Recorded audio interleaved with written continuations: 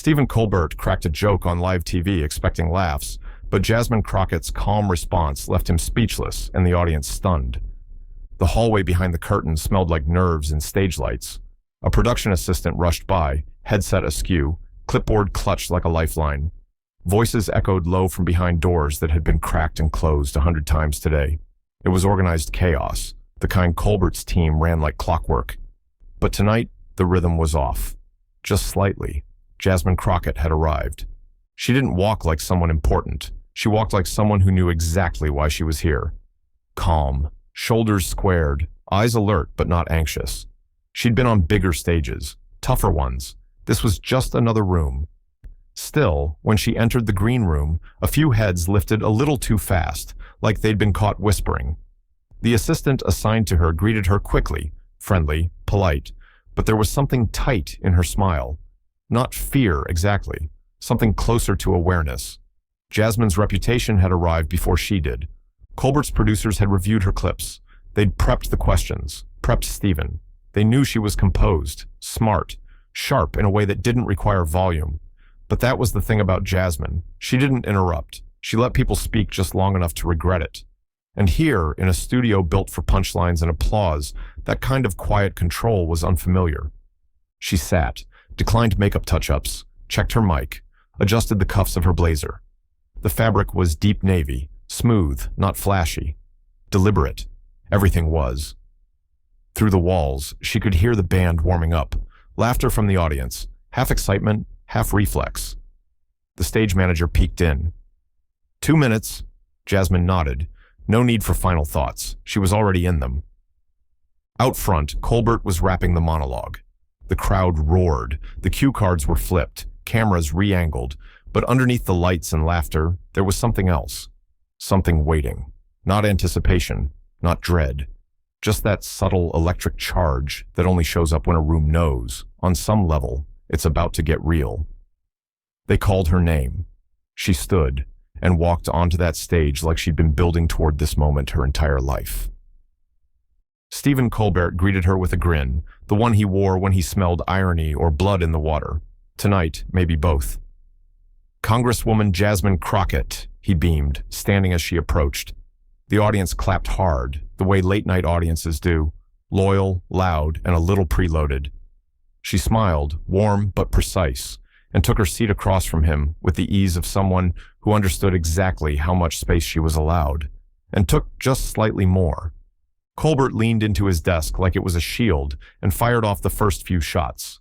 Texas politics, congressional drama, a joke about a senator who still thought email was witchcraft. Jasmine played along, matching his rhythm, dropping in a one-liner about government gridlock that got a real laugh. She was relaxed, poised, doing the dance. But then he shifted gears. He held up a card and squinted like he was reading a grocery list of controversy. "Now, Jasmine," he said, tone dipping into playful provocation, "some of your colleagues have called you passionate, intense, even a little morally aggressive. One staffer said, and I quote, 'She walks into rooms like she's got a sermon in one pocket and a subpoena in the other.'" The audience laughed. Jasmine didn't. Colbert grinned wider. "That sound about right? Or are we just leaning into the stereotype? You know, Democrats and their moral soapboxes." Another laugh. Not as full this time. A few glances darted her way. She hadn't flinched, but something shifted. Jasmine tilted her head, just slightly. That move she did when she was deciding whether to educate or end the conversation. She folded her hands slowly in her lap, eyes locked on Colbert. Not hard, not soft, just steady.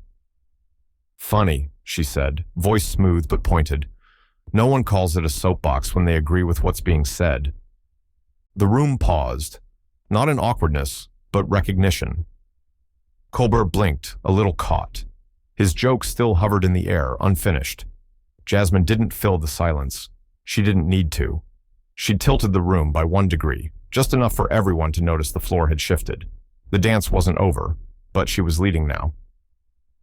Colbert leaned forward just a bit, that gleam in his eye sharpening like a knife he was sure would land softly. "You've been called passionate," he began, drawing the word out like a dare. "Intense. Even..." He checked his card for effect. "Intimidating. So, Tell me, Jasmine, are you running for Congress or the WWE? The audience burst out laughing. Not everyone, but enough. That particular kind of laugh that's part reflex, part curiosity, the kind that says, we're not sure if this is risky, but it sounds like it's going to be fun. Colbert grinned like he'd just nailed the setup. His job, after all, was to toe the line, find the edge, poke the guest just hard enough to see what shakes loose. Jasmine didn't laugh. She didn't scowl either. She simply straightened her back by half an inch. Her hands stayed folded. Her smile faded gently, like a light dimming on purpose. Not dramatic, just precise. The camera caught it, the stillness, the calculation behind it. You could feel the air shift, like a match had been struck, but no one knew yet if it would be dropped. Colbert's grin faltered a millimeter. Not enough for the audience to catch, but Jasmine saw it. She always did. He chuckled again, trying to soften the moment. I mean, Congress does feel like a steel cage match these days, doesn't it? Still nothing. She didn't meet the joke with a punchline. She didn't take the bait. She let the silence sit there, not cold, but clarifying. A pause that wasn't hesitation. It was a decision. One of the producers behind the camera rubbed his forehead. Another whispered to someone in the wings, low enough not to be heard, but fast enough to say they were trying to figure out how to pivot. But Jasmine wasn't flustered. She didn't shift, didn't blink. She just waited, her body language making one thing very clear. She wasn't going to break the silence for their comfort. And when she finally spoke, it wasn't with fire. It was with something far more dangerous to a late-night stage built on charm and deflection. It was truth, wrapped in velvet, carried by a voice that didn't need to raise itself to be heard. Jasmine looked at Colbert, not through him, not around him, at him. Her expression didn't change, her posture didn't budge, but her voice, when it came, cut cleaner than anything he'd thrown across the desk that night. Funny thing, she said calmly, when men speak up, they're bold. When I do, it's intimidating. Why is that funny? The words landed with a thud, not dramatic, not shouted, but heavy. Earned. The crowd pulled back, not physically, but emotionally. That instinctive shift when entertainment stops being easy. A few people half laughed, then stopped themselves. A couple of eyes widened. One woman in the second row pressed her lips together and nodded slowly, like someone who had just been handed her own memory in someone else's voice. Colbert blinked. He opened his mouth, then closed it again. No punchline waiting, no clever deflection loaded in the chamber. It was a rare thing to see a man who mastered the stage for a living be reminded that not every room could be played. Jasmine didn't lean in. She didn't hammer the moment. She let it breathe. The air in the studio felt different now, thicker. The laughter wasn't gone. It had just been replaced by something else, something quieter, something that listened. Colbert tried. He lifted his hand slightly, smiled, not defensively, but like a host who knew he'd just tripped over his own charm. Touché, he said softly, no smugness in it. Jasmine nodded once. No gloat, no victory lap, just clarity. The kind you don't clap for right away because you're still chewing on it. She wasn't angry.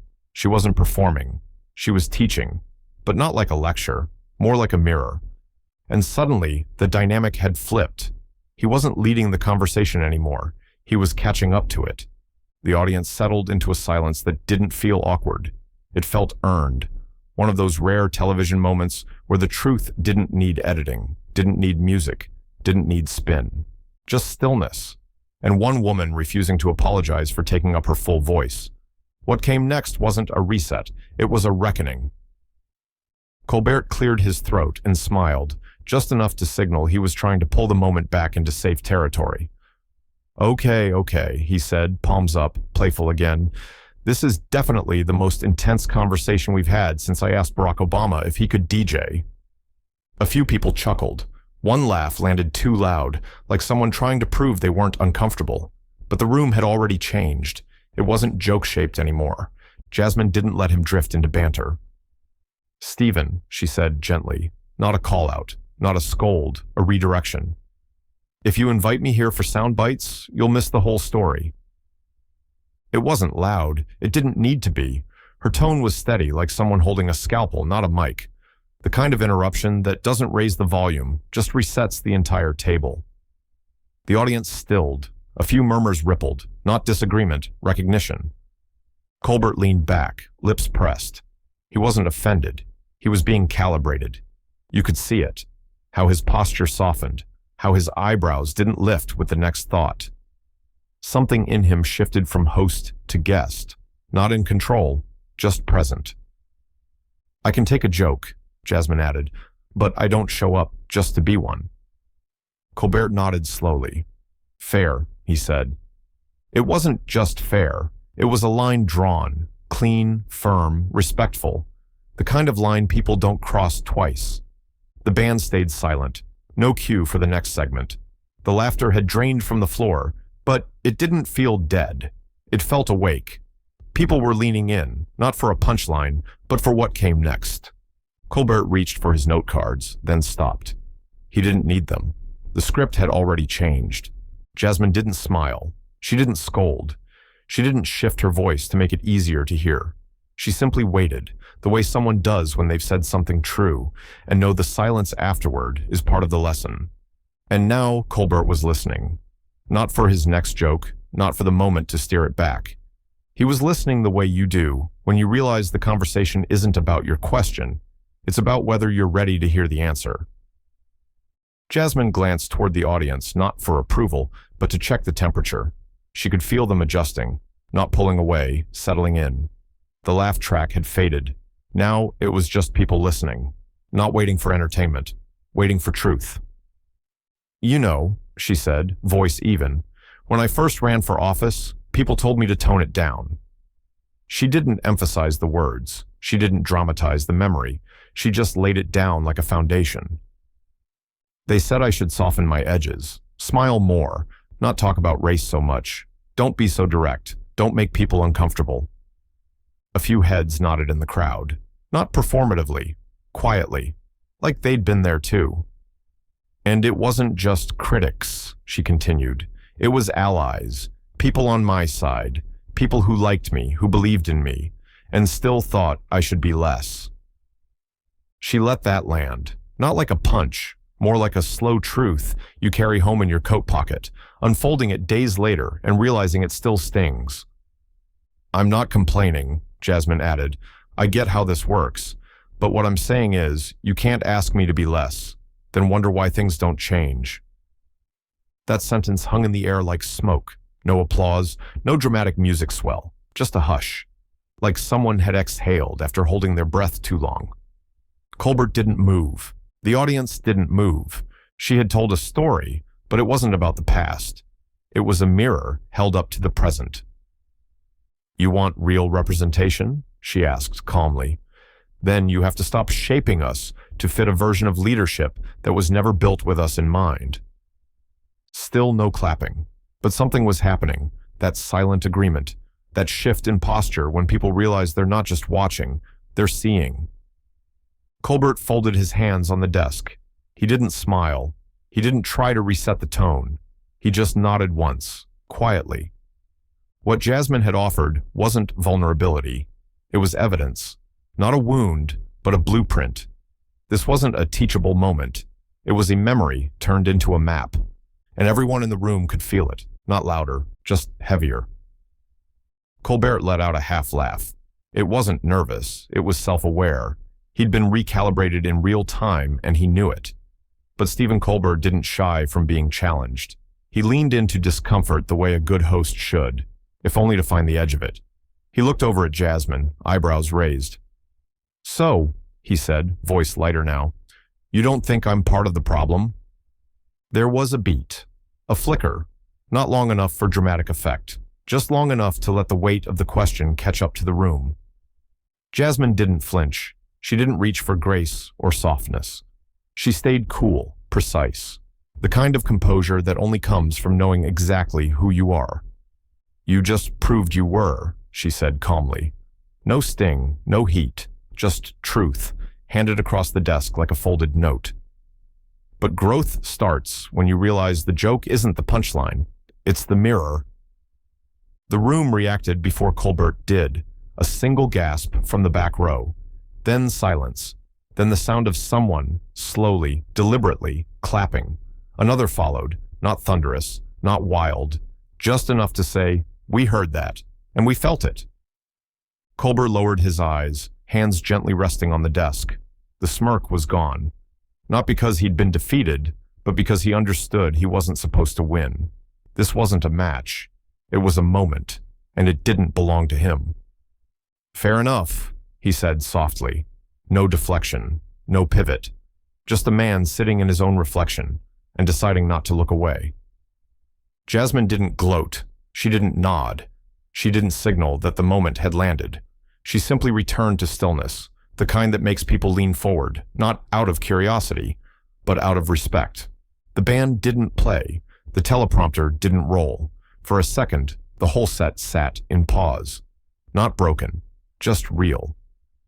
What had started as a bit of playful banter was now a layered reckoning, a reminder that tone isn't always temperature, and clarity cuts deeper than charm. Colbert lifted his eyes again, slower this time, and the look he gave her wasn't defensive, it was grateful. She had brought the room to truth, not by overpowering it, but by holding a mirror steady. The applause had faded by the time the cameras cut to commercial, but the energy in the studio hadn't gone anywhere. It sat thick in the air, hovering over every cable and cue light. Stephen leaned back in his chair, letting out a breath that wasn't quite exhaustion, but definitely wasn't ease. Jasmine stood calmly, shook his hand again, offered the same measured smile she'd walked in with. Nothing in her changed, but everything around her had. Backstage, producers huddled near a row of monitors. One whispered, "Do we cut it there?" Another shook her head. That was the moment. A stagehand pulled off his headset and muttered, "That wasn't an interview. That was a TED Talk with teeth." Someone laughed under their breath, not because it was funny, but because it was true. Jasmine's team didn't rush. No scrambling, no phones shoved in her face. She walked past the hallway bulletin board with old show flyers and autographed photos, names who'd told jokes, sold books, promoted movies. Her photo wouldn't go up there, but her moment was about to live far longer. By the time she reached the car waiting out back, clips were already circulating online. The quote had legs, screenshots of her stillness, the deadpan delivery, the mirror line, posted, reposted, captioned, looped. The joke isn't the punchline, it's the mirror. It hit X first, then TikTok, then everywhere. By midnight, it was trending. Some users reposted it with fire emojis and "she ate" in all caps. Others stitched themselves, reacting to the clip with widened eyes and whispering, "Oop!" But underneath the memes was something deeper. The discourse had shifted. Comment threads weren't just jokes. They were reflections.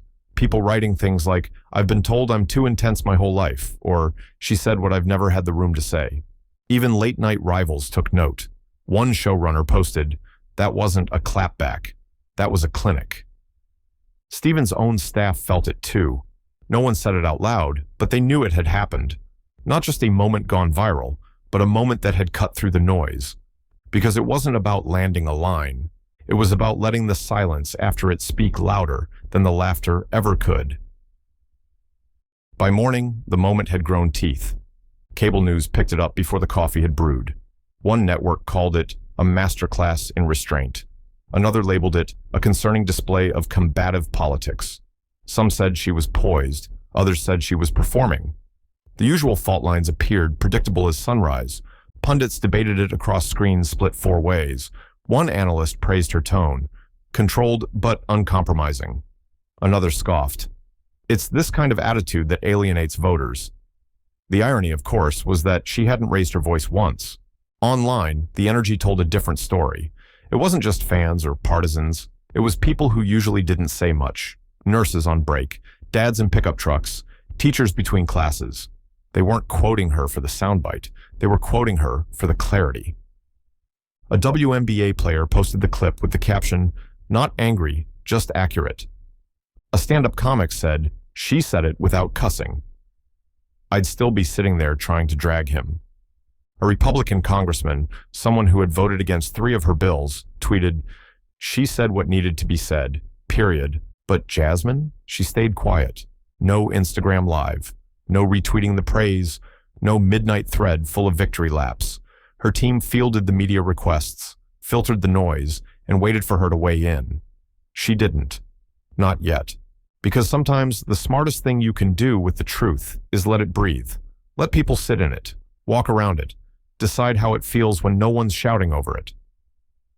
The headline writers didn't know what to do with that kind of silence. They called it strategic, calculated, cold, but they were missing it.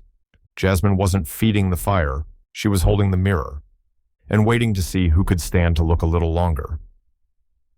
3 days later, in a sunlit auditorium on the south side of Atlanta, Jasmine Crockett stood in front of 50 high school girls wearing matching navy blazers and wide-eyed ambition.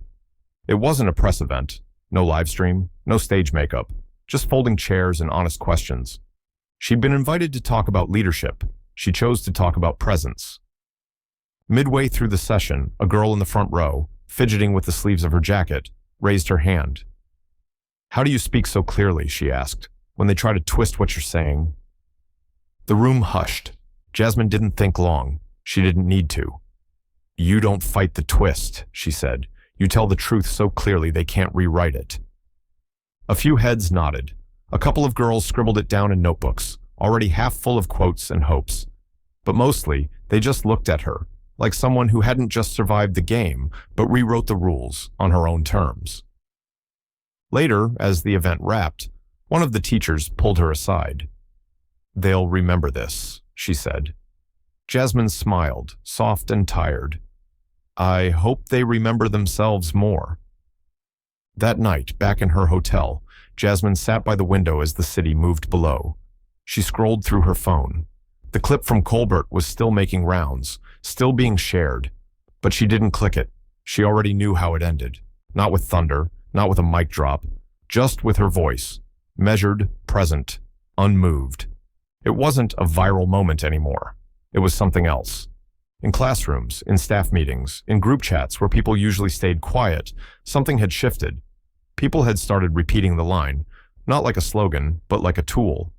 The joke isn't the punchline, it's the mirror. You don't fight the twist, you tell the truth. You don't have to yell to hold your ground.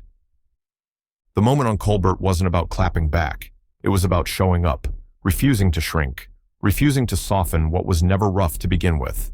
And in a culture addicted to noise, that kind of stillness, it echoes longer than applause ever could.